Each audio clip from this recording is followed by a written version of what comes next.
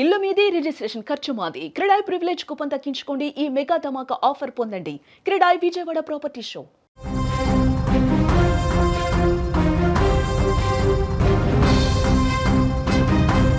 అమ్మా, బంధువులను పరామర్శించొస్తాను అని అమ్మకు చెప్పి వెళ్ళిన ఆ 23 సంవత్సరాల యువకుడు తిరిగొస్తూ తనతో పాటు ఆ ఇంటి వెలుగులను కూడా తీసుకెళ్ళిపోతాడని ఆ తల్లిదండ్రులు కల్లో కూడా ఊహించలేదండి.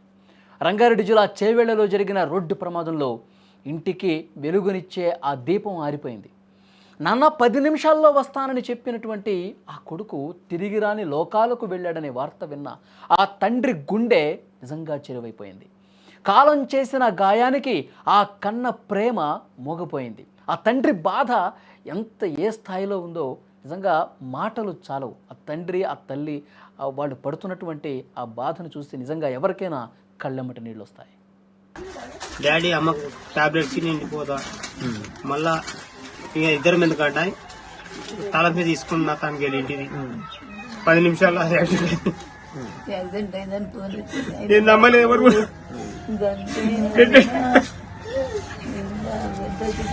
ఏ పని ముద్దుగా తెలియదు నాకు. పోలీసులు ఏమన్నారు?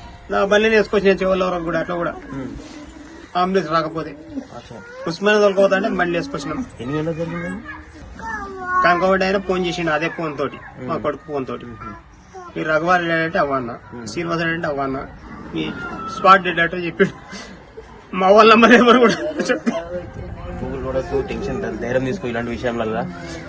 మా అడవిలో ఇప్పుడే మాట్లాడాను, నాకు అట్లా చెప్తున్నాడు. హాస్పిటల్కి ఎందుకు వచ్చినా సార్? హాస్పిటల్ మా అల్లుడు హాస్పిటల్ అంటే పోయినాం అందరం. మల్కాపూర్ గ్రామంలో బక్కరెడ్డి రఘునాథ్ రెడ్డి తల్లిదండ్రులకు చేదోడు వాదుడుగా ఉంటూ ఆ ఇంటికి దీపంలో ఉన్నాడు. ఒక్కగానొక్క కొడుకు. 3 కుమార్తెలు ఉన్న రఘునాథ్ రెడ్డి ఇంటికి ఆసరా.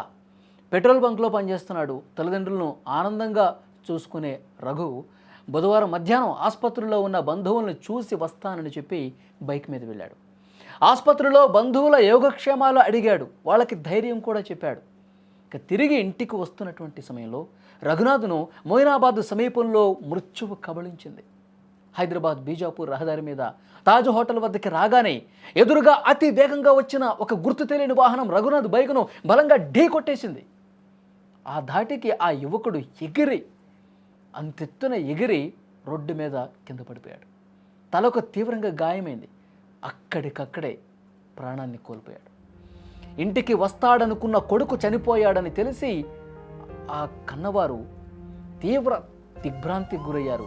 శోకంలో మునిగిపోయారు. ఆ తల్లి బాధ అంతా ఇంత కాదు. ఒకసారి చూడండి. ఆడికి దమ్మపట్టపోయినాము. ఆడికెళ్ళి మళ్ళీ వచ్చేటప్పుడు నాకు టాబ్లెట్ లేకుండా వచ్చిన నా కొడుకుమైన వారు కాడ తనతో పంపించి మళ్ళీ వచ్చిండు. ఎవరికొని హీరో అంతనే నాకు తెలిసిన ఆయన నాతో 5 మాటలు మాట్లాడిండు. నా కొడుకు మళ్ళీ మాట్లాడలేడు నాతోటి. మీకేమని చెప్పి ఇంటికెళ్ళి?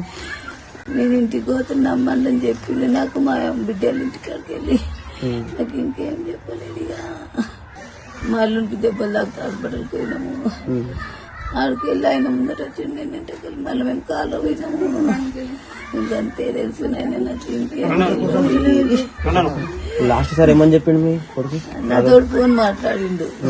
అమ్మ నేను ఇంటికి వస్తున్నా, డాడీకి పైసలు ఇచ్చి పంపి అమ్మ ఇంటికి వస్తున్నా, నిన్ను అక్క దగ్గర 2 రోజులు అన్నాడు.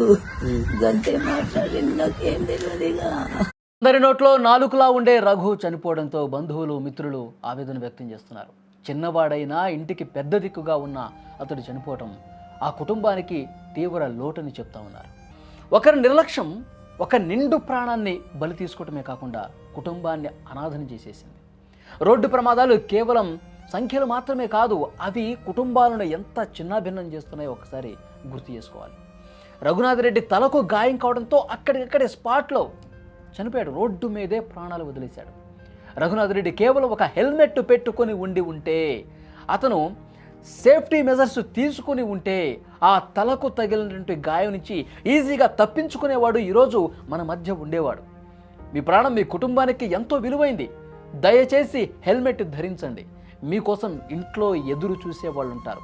కళ్ళల్లో ఒత్తులేసుకుని బిడ్డ ఎప్పుడొస్తాడు అంటూ వాళ్ళందరూ కూడా ఎదురు చూస్తూ ఉంటారు. మీ మీద ఎన్నో ఆశలు పెట్టుకుని ఉంటారు.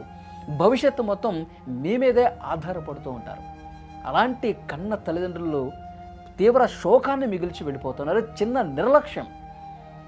రోడ్డు భద్రతా సిబ్బంది కావచ్చు, అధికారులు కావచ్చు, ప్రభుత్వాలు ఎప్పుడు చెప్తూ ఉంటాయి, మీరు రోడ్డు మీద వేగాన్ని నియంత్రించుకుని వెళ్ళండి, అతివేగం ప్రమాదకరం, హెల్మెట్ ధరించండి, ఇవన్నీ కూడా సజెషన్స్ చెప్తూ ఉంటారు, సూచనలు ఇస్తూ ఉంటారు. కానీ నిర్లక్ష్యం, ఏం కాదులే మనకేమవుతుందిలే అని చెప్పి ఈ చిన్నపాటి నిర్లక్ష్యం పూర్తిగా బతుకుని బుగ్గి చేసే పరిస్థితుంది, కుటుంబాలని అనాథల్ని చేసే పరిస్థితుంది.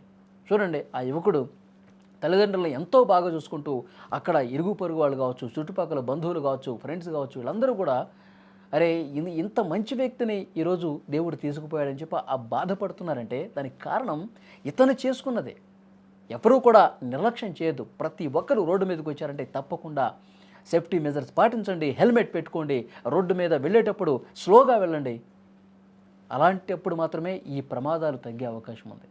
చాలా బాధాకరమైన విషయం. ఆ తల్లిదండ్రులు గుండె కోత నిజంగా ఎవరు తీరుస్తారు చెప్పండి.